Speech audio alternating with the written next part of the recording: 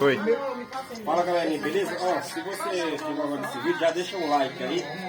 Eu tô gravando esse vídeo pra mostrar aqui uma ferramenta que eu fiz. Ela tá dobrando aqui uma Bita. Fui ver na internet aí, a ferramenta tá custando uns 400 conto. E eu também não tava com esse dinheiro não.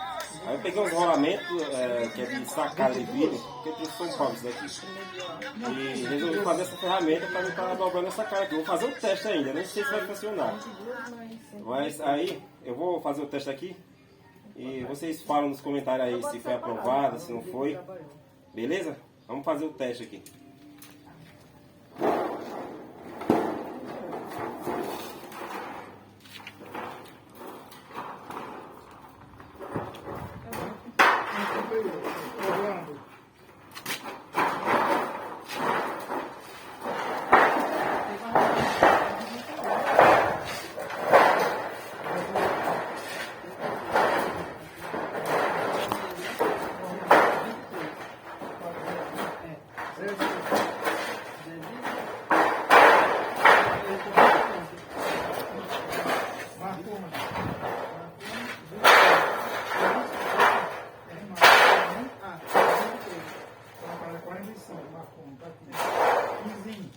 Dá uma pausa.